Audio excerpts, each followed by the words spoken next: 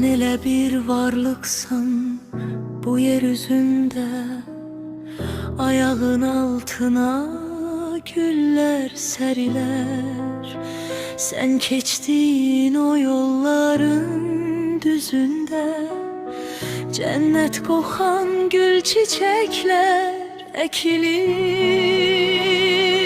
Hamı bir yanadır, anam bir yana, senin varlığına kurbanam ana.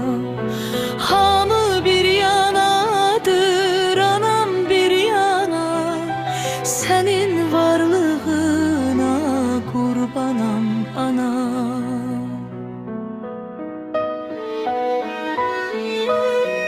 Mənim həyat eşqim, gücüm, qüvvətim, tükənməyən şirin sözüm, söhbətim, dünyadaki ən əvəzsiz sərvətim. Dünya bir yanadır, sənsə bir yana. Aldığın nəfəsə qurbanam ana, aldığın nəfəsə qurbanam ana.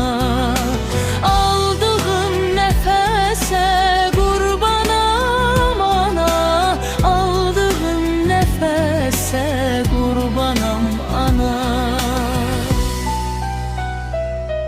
Sen elə bir eşqsən ki Allah'tan sonra, insanın sevdikçe sevesi gelir. Sen de bir Allah'san, Allah'tan sonra insanın dualar edesi gelir.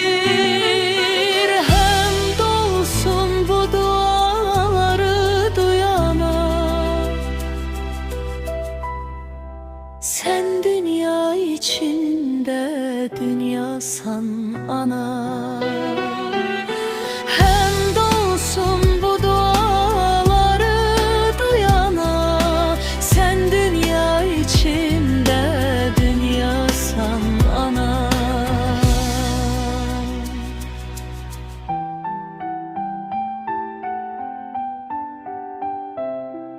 Sen dünya içinde dünyasan